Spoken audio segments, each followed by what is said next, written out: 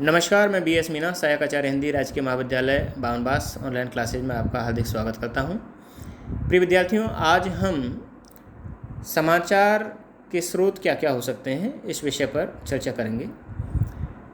समाचार प्राप्ति के मोटे तौर पर 3 स्रोत हो सकते हैं। इन 3 भागों में इसको विभाजित किया गया है। एक तो प्रत्याशित स्रोत, एक पूर्वानुमानित स्रोत और एक अप्रत्याशित स्रोत। प्रत्याशित स्रोत इस तरह के स्रोत पत्रकार की जानकारी में पहले से ही होते हैं, सिर्फ उनसे संपर्क साधने और उनके द्वारा समाचार पाए जाने की कुशलता पत्रकार में होनी चाहिए। जैसे पुलिस विभाग है, पुलिस विभाग में संपर्क करने के पश्चात संवाददाता वहाँ की बहुत सारी घटनाओं की जानकारी सहजता से प्राप्त कर सकता है। प्रेस विज्ञप्तियाँ होती हैं, तो बहुत सारे जो सरकारी विभाग होते हैं, सार्वजनिक तथा व्यक्तिगत प्रतिष्ठान तथा अन्य व्यक्ति या संगठन अपने से संबंधित समाचार को सरल और स्पष्ट भाषा में लिखकर ब्यूरो ऑफिस में प्रसारण के लिए भिजवाते हैं।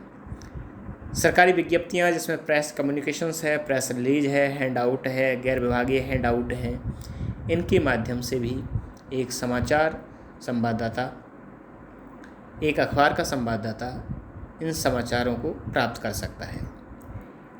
इसके अलावा एक स्रोत होता है सरकारी विभाग, जिसमें बहुत सारे जो सरकार के महकमे होते हैं, वहाँ उन विभागों की जो उपलब्धियाँ होती हैं उनको समय समय पर प्रकाशन हेतु समाचार पत्र और टीवी कार्यालय को भेजा जाता है, तो ये भी समाचार का स्रोत हो सकता है।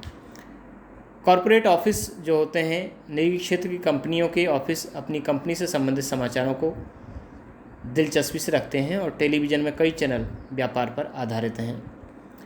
न्यायालय जो होते हैं, अदालतें होती हैं, उच्च न्यायालय होते हैं, सर्वोच्च न्यायालय के जो फैसले होते हैं, वहाँ के उनके द्वारा जो व्यक्ति या संस्थाओं को दिए गए निर्देश होते हैं, वो समाचार के प्रमुख स्रोत होते हैं। साक्षात्कार होते हैं, सरकारी महकमों के जो विभागाध्यक्ष होते हैं उनसे संपर्क करके पत्रकार बहुत सारी सूचनाएं प्राप्त कर सकते हैं।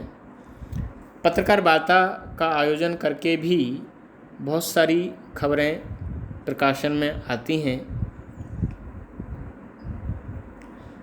इसके अलावा समाचारों का जो फॉलोअप या अनुवर्तन, महत्वपूर्ण घटनाओं की विस्तृत रिपोर्ट, रुचिकर समाचार बनते हैं। दर्शक चाहते हैं कि बड़ी घटनाओं के संबंध में उन्हें सविस्तर जानकारी मिलती रहे। इसके लिए संवाददाताओं को घटनाओं की तह तक जाना होता है। समाचार समितियां होती हैं, देश विदेश में अनेक ऐसी समितियां हैं जो विस्तृत क्षेत्रों के समाचारों को संकलित करके अपने सदस्य अखबारों और टीवी को प्रकाशन और प्रसारण के लिए प्रस्तुत करती हैं। मुख्य समितियों में पीटीआई भारत की है, यूएनआई भारत की है, AP America, AFP France, writer Britain. तो उपयुक्त स्रोतों के अतिरिक्त सभा, जो बहुत सारी सभाएं होती हैं, सम्मेलन होते हैं, साहित्यिक सांस्कृतिक संगोष्ठियां होती हैं, विधानसभा, संसद, नगर निगम, नगर पालिका की बैठकें होती हैं, उनमें जो महत्वपूर्ण प्रस्ताव और जो निर्णय लिए जाते हैं, तो वे सभी इस तरह के समाचार स्रोतों के अंतर्गत आते हैं। एक होता है पूर्वानुमानित स्रोत, यानी अनुमान होता है लेकिन निश्चितता नहीं होती कि ये स्रोत वहाँ से प्राप्त हो सकता है। ज़रूरी नहीं मिल भी जाए, नहीं भी मिले।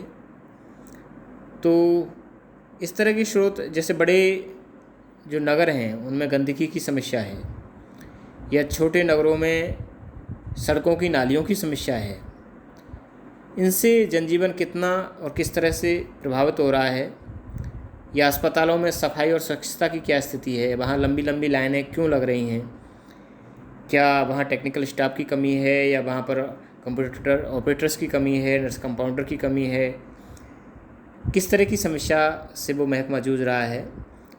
तो इस तरह की जानकारियाँ वहाँ जाकर के और पत्रकार संकलित करता है और वहाँ से प्राप्त हो सकती हैं।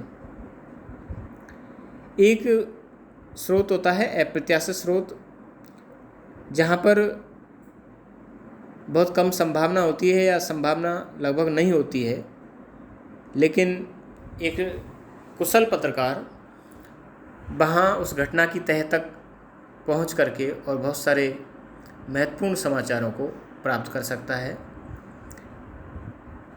इसमें सतर्क दृष्टि वाले अनुभवी पत्रकारों को, जिनके संपर्क सूत्र अच्छे होते हैं, इस प्रकार के स्रोतों से समाचार करने में कोई कठिनाई नहीं होती और इस प्रकार के समाचारों के संकेत बहुधा सहसा मिलते हैं, जिसे अनुभवी पत्रकार जल्दी ही पकड़ लेते हैं और उसके बाद उसकी खोज में लग जाते हैं।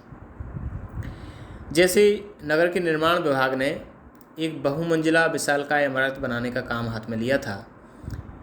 इसे 2 वर्ष में पूरा हो जाना चाहिए था, लेकिन 1.5 साल के बाद भी अभी तक इसमें केवल 4 मंजिलें बनकर तैयार हुई हैं, जबकि काम 2-3 महीने से बंद पड़ा है।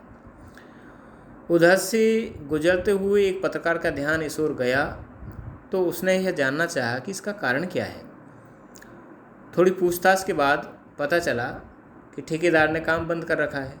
ठेकेदार से बात करने पर पता चला कि उसने अपने बिलों के भुगतान के बारे में बहुत तंग किए जाने और अधिकारियों से लंबे समय तक संघर्ष करने के बाद अब काम बंद कर देना ही उचित समझा है। तत्पश्चात पत्रकार ने विभागीय अधिकारियों से संपर्क किया और उनका कहना था कि ठेकेदार ने काम निर्धारित निर्देशों के अनुसार नहीं किया, इसलिए उसके बिल रोके गए। तो कुल मिला के ये उस पत्रकार की तत्परता और पैनी दृष्टि का प्रभाव था कि उसने इतनी खबरें पता की और पीछे लग के अंततः निष्कर्ष ये निकला कि दरअसल वह जो बिल्डिंग का काम रखा हुआ था उसका कारण ये था कि उसमें अधिकारी और ठेकेदार दोनों की मिलीभगत चल रही थी और वे दोनों ही सार्वजनिक धन का दुरुपयोग कर आम आदमी की मेहनत की गाड़ी कमाई को जाया कर रहे थे, जो कि टैक्स के रूप में प्राप्त की जाती है।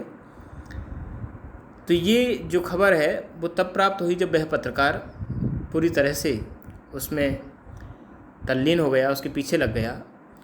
तो विभिन्न स्रोतों से समाचारों का सफलतापूर्वक अच्छा दोहन वही पत्रकार कर सकता है जो व्यवहार कुशल हो तथा मानव मन और स्वभाव को समझने की क्षमता रखता हो। कहना नहीं होगा कि स्रोतों का भरपूर लाभ उठाकर अपने आप में एक कला है और इस कार्य में जो पत्रकार जितना दक्ष होगा उसके समाचारों में उतनी ही गहनता, नवीनता, सूक्ष्मता और उपयोगिता होगी। इस विवरण से ये स्पष्ट होता है कि समाचार के साथ साथ समाचार के स्रोत बहुत महत्वपूर्ण होते हैं और उन स्रोतों तक पहुंचने के लिए संवाददाता में वह योग्यता और सामर्थ्य होनी चाहिए जिससे उनका संकलन सहजता और सरलता से किया जा सकता है। उम्मीद करता हूं कि ये वीडियो व्याख्यान आपको समझ आया होगा। आगे अन्य किसी विषय को लेकर फिर एक वीडियो व्याख्यान में उपस्थित होंगे। धन्यवाद।